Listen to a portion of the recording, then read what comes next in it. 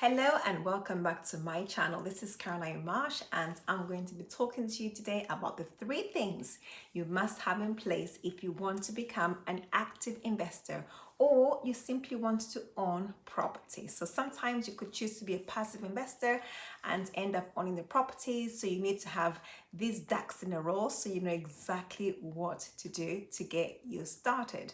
So what are they? The 3 things are, first of all, you've got to have a clean credit file. So you need to look at your credit score and make sure that it is good and very good or rated somewhere between good and very good. And I'll talk in more detail about that just in a few minutes.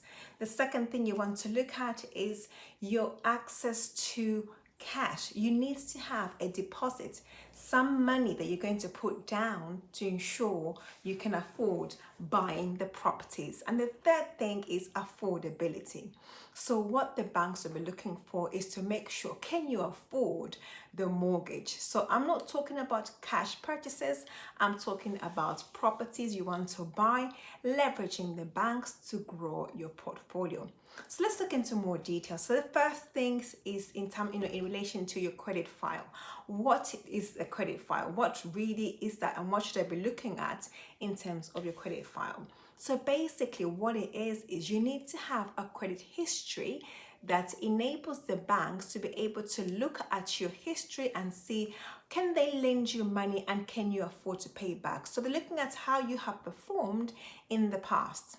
Now, there are some people who have never had credit cards, never borrowed any money, and when it comes to investments, you might think that they'll be the best candidate to be lent the money, but actually it doesn't quite work that way. So the banks are looking for, if you have had any borrowings, have you been able to pay? What has your credit history, been like over the last few years? So your job is to ensure that if you've never had any credit cards, you never borrowed any money, is to get even a small credit card.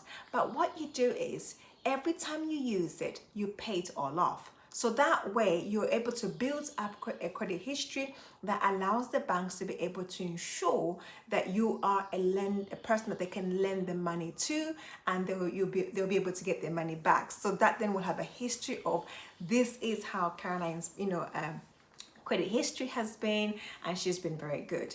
And there are those people who are on the other side of the coin. They've not been very good or diligent with their personal finances. Now, it's not to put anybody down, I've been there myself anyway. So basically what it means, you've been borrowing money to, maybe you've got mini credit cards, you've got loans, you've missed a few payments, you've missed some mortgage payments, and so all those things have been counting against you.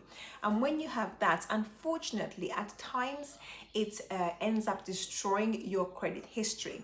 And that means you might have some negative attachments to your credit file. When lenders look at that, they deem you as to not being very good, and therefore you may not be able to get the kinds of mortgages, or even you may if you do get one, it will be quite expensive. So your job is to ensure that if you've had a poor credit file or your credit history has not been brilliant, don't bury your head in the sand. Get on with it. Begin to look at how you can come out of that situation, and I'll talk in another video on how you can begin to work on your credit file so that you are proactive rather than ignoring it, because that will not help. And if you want to become an investor, that's one thing you must work on. So credit history is very, very important. The second thing is access to deposits. So you need to have, for most lenders, for investment properties, you need to have at least 25% deposit. Some people, some lenders will accept 20% deposit, but on a safe side, minimum 25% deposit. And this means if the house is costing 100,000, you need to have 25,000. That is 25% of your 100,000. So if you don't have that kind of money, then guess what? Come up with a plan. And again, I'll talk about plans in terms of how you can start saving little by little to grow, your savings, or how you can access finance using the refinancing, where you refinance your other property. If you've got your own principal or primary residence, you can take some money out of that and be able to apply that money in your investments. So this is having to be clear that you need to have some money. If you're doing a normal transaction, there are other deals that you can do that don't require for you to put down 25%, and they're there. But right now I'm talking about a straightforward investment purchase that allows you to be able to get onto property market as an investor and get buying. So the third thing you want to look at is affordability. So what banks will normally do is that before they can even lend you any money, they want to see, can you afford this amount of money they want to lend you? So if you have the 100,000 you want to buy the property for, you're going to put down 25%, 25,000. They're going to give you the 75% to be able to purchase that property. So what are they looking for? In affordability, they're looking to see how much do you earn annually. If, say, for argument's sake, you earn £25,000, then they're going to do some multiples and say, right, okay, to work out affordability, we're going to multiply 25,000 times 4.5 times of this person's income. So 25,000 times 4.5 gives us over 100,000. So which means automatically you can actually afford it. So that £100,000 property that you want to buy, they can see that you can afford it. Why? Because you can afford to pay, because they worked out the numbers on affordability. So your job is to always ask yourself, this house I want to buy, what am I looking at my income right now?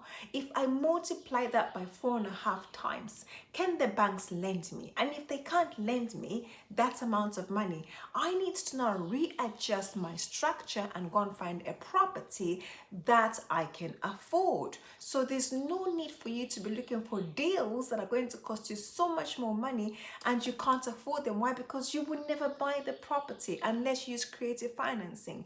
For a standard buy-to-let property, it may not just work for you. So these are the 3 things. Make sure you begin to work on them. Now, I'll go into a little bit more detail as we continue our conversations, but for now, that's a good place to start. So remember, if your credit file is not clean, get on with it. If you have nothing on your credit file, in the sense that you've not borrowed any money, begin to work on it and build it. And I'll explain a little bit more next week when I talk to you about what can you do to begin to improve your credit history if you've had no history whatsoever, or if your history has been affected due to some borrowings and some of the management, or maybe your mismanagement of your personal finances. And then, of course, last but not least is affordability. So your income, affordability, and credit history.